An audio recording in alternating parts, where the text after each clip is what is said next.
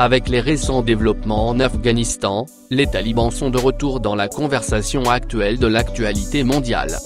2 semaines seulement avant que les États-Unis ne prévoient de retirer leurs troupes, les talibans ont occupé l'Afghanistan.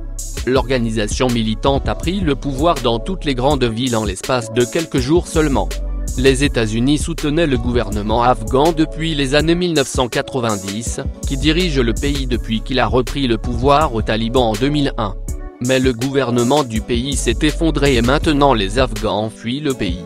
Ce que beaucoup veulent savoir, c'est qui sont les talibans ? Comment cette organisation a-t-elle repris de l'élan et reconquis l'ensemble du pays d'Afghanistan ? Si vous souhaitez en savoir plus sur ce groupe historiquement important et très dangereux, lisez la suite pour apprendre cette chose importante à savoir sur les talibans.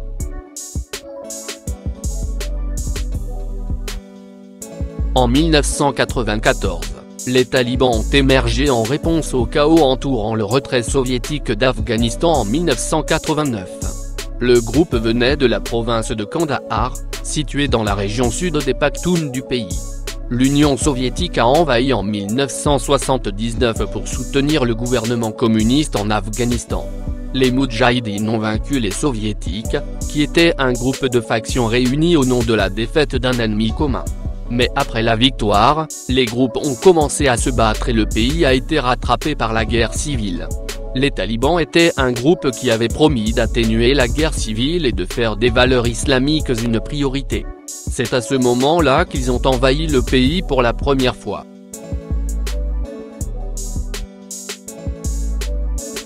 Le mot taliban signifie littéralement étudiant ou chercheur en pakhto, qui est l'une des 2 langues officielles de l'Afghanistan.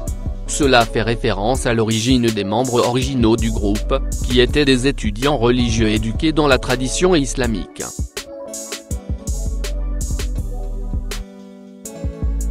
Alors que les talibans étaient au pouvoir à l'origine, un ancien combattant moudjahidine du nom d'Oussama Ben Laden a mis sur pied un groupe terroriste qui ferait des ravages aux proportions mondiales. Ce groupe s'appelait Al-Qaïda, et il était responsable des attentats terroristes du 11 septembre 2001, contre les tours du World Trade Center à New York et le Pentagone à Washington. Décès en réponse à cette attaque mortelle où des milliers de personnes ont perdu la vie. Les États-Unis ont envoyé des troupes pour abattre Al-Qaïda et Ben Laden, après quoi ils se sont enfuis au Pakistan. Les États-Unis y avaient laissé leur présence militaire pendant 20 ans.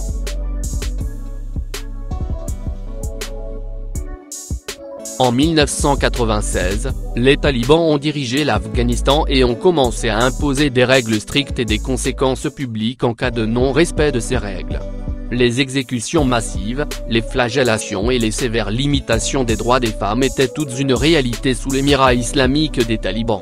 Ils ont également détruit des statues de renommée mondiale connues sous le nom de Grand Bouddha de Bamiyan, dans le but d'éradiquer toute autre religion rivale et ses pratiques.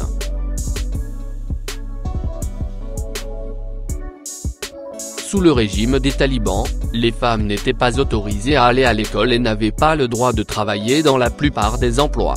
Toute femme en dehors de chez elle sans avoir le visage couvert pourrait subir des punitions très dures.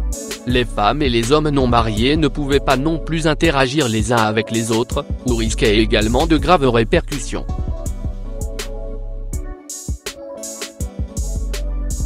Au cours des 2 décennies qui se sont écoulées depuis le règne initial des talibans, les femmes ont fait de nombreux progrès vers un meilleur traitement en Afghanistan.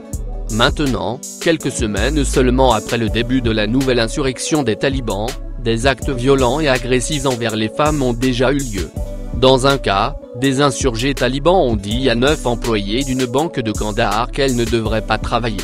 Ils ont ordonné aux femmes de partir et qu'elles devraient être remplacées par des parents masculins. C'est vraiment étrange de ne pas être autorisé à se rendre au travail. Mais maintenant c'est ce que c'est, a déclaré l'un des employés de la banque de Kandahar.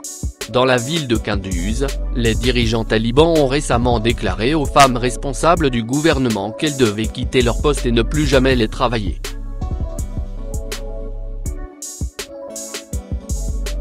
Il n'y a vraiment aucun moyen de prédire ce que les talibans feront ensuite sous leur contrôle actuel de l'Afghanistan.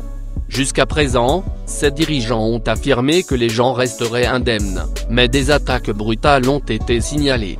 Cela a conduit de nombreux réfugiés à fuir vers Kaboul, la capitale de l'Afghanistan, pour éviter la pleine occupation du groupe militant. L'aéroport de Kaboul est devenu un lieu de refuge pour des milliers d'Afghans. J'ai peur parce que je ne sais pas ce qui va se passer et ce qu'ils vont faire, a déclaré un habitant au New York Times.